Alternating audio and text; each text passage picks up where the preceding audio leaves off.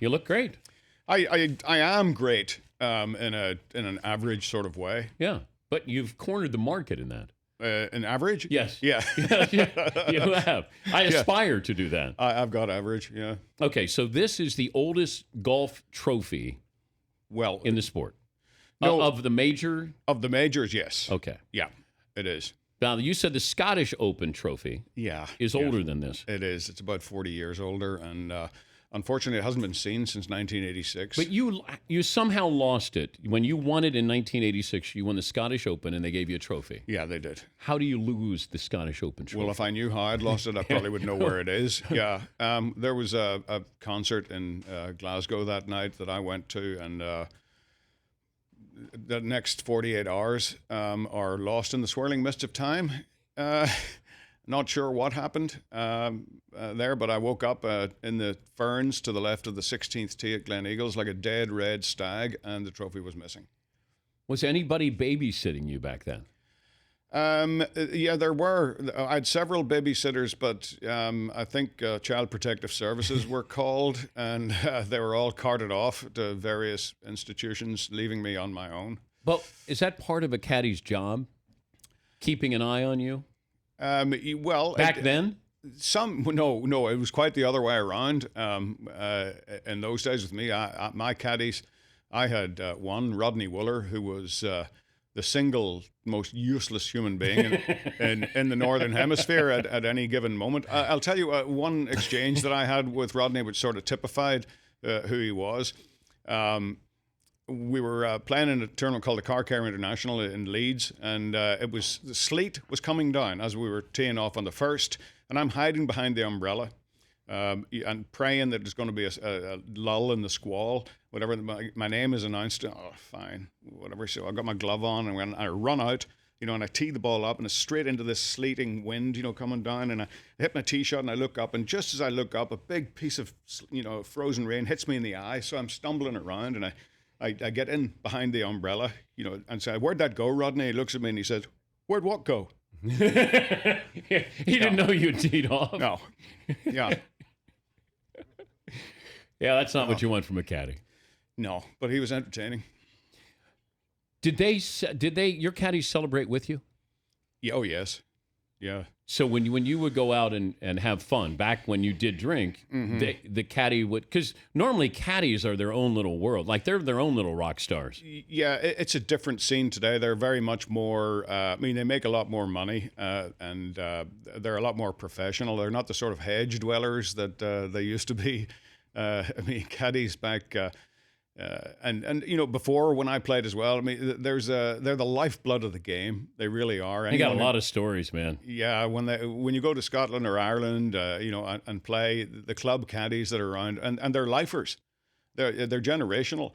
The Byrne family from Portmarnock, have been caddies for generations, and it just gets handed down.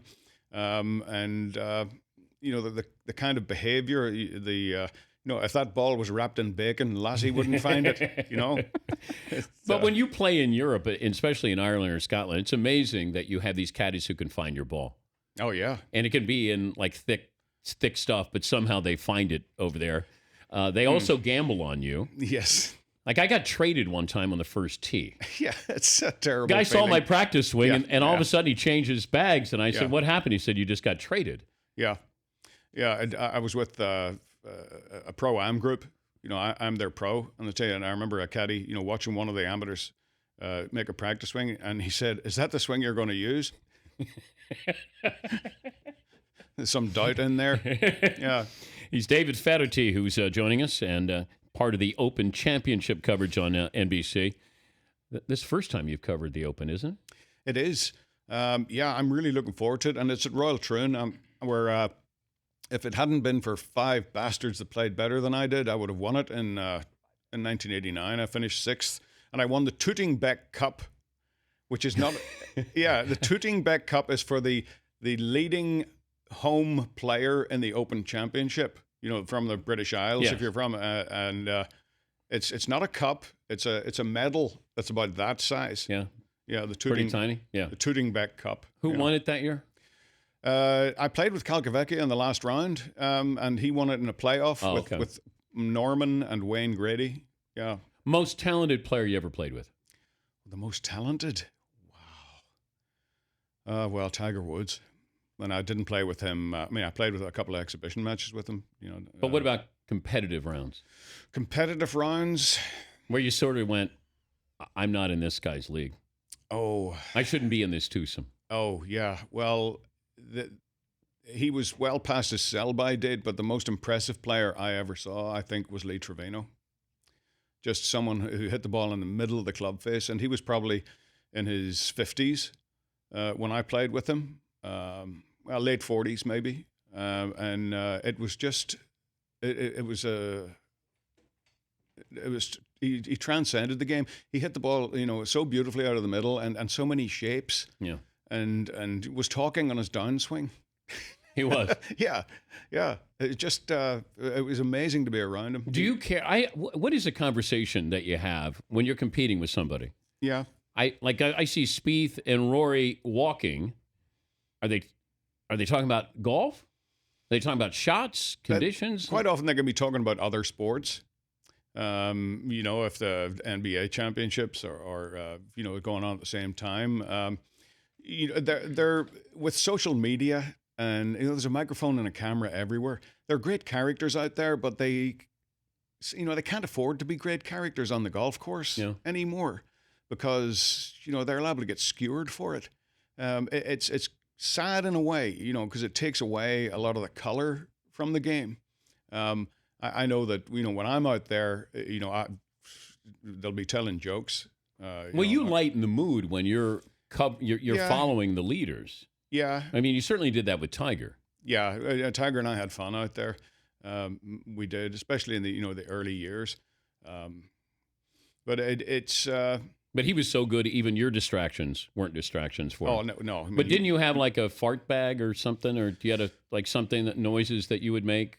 Yeah, just an ordinary you. Fart. That was just you. Yeah. But I would think Tiger gets so locked in that why did he allow you to add levity? Well, I think he would have allowed anyone to add levity. It wasn't specifically because it was me. He is just. I mean, Jack Nicklaus is the same. That they don't suffer fools gladly. But would Jack have allowed you to do something like that? Oh, yeah. Yeah. That's your Jack impersonation there? Yeah, Jack would have. Yeah, sure. Yeah. Go ahead. I want to ask you about Dustin Johnson, Oakmont, the whole controversy there. Yeah. And the role that social media now plays, and everybody wants to be a rules official. Yeah. Yeah. And I don't know if that played a role in Dustin Johnson or not, but we'll continue with David Feherty. Also, are you a soccer fan? I was, and I kind of am again. Not with the way that soccer has become so popular in this country. It's great to see. But Northern Ireland, actually had a decent showing, I think, in the European. Yes. Yeah. Were you a George Best fan growing up? Oh, of course, absolutely. I mean, George Best didn't get cheated. So he didn't what? Get cheated. No. Living a life. No, he didn't. He was asked, because he was the fifth Beatle, is what they called him, in that era, and he said that he spent most of his money on alcohol, women, and fast cars, and the rest he just squandered. Yeah. Yeah. All right, we'll continue with David Feherty, who brought in the Claret Jug. NBC will carry the British Open this year. Also, David is going to the Olympics. Yeah. I am. I'm just hoping they don't drug test announcers. I'm going with you, by the way. Oh, excellent. Yes. Yeah. I'm going to be there as well. All right. Yeah, I'm kind of a big deal at NBC, I think. Yeah. But you didn't know I was going to the Olympics. Well, I'm still not sure if I'm going. No, you really? are going. It says right here. This piece of paper you gave me said that you're actually going to be contributing to Bob Costas. I know, yeah. You get to sit next to Bob. I'm excited about that. That's going to be great. And you're on Fallon in July. Yep. You haven't been on Fallon before? Well, I was to be on Fallon tonight, but I got bumped. So they have a much more important guest tonight. Ben Simmons? That would be it. Yeah. Wait, you got bumped for Ben Simmons? I'm not sure whether it was Ben or I think they were maybe trying to find someone that I could play with. a little better. I mean, the last time I was on Leno, I licked Howie Mandel's head. So it's just, We've all done that. well, yeah. Yeah. Yeah, I turned the green room into the brown room. Yeah. All right, we'll continue. I see. I didn't even ask a follow-up question then. We'll talk about Tiger's dead season. A few things to talk about, including the U.S. Open with Dustin Johnson. We'll continue with David Feherty right after this. The Dan Patrick Show, weekday mornings on Audience.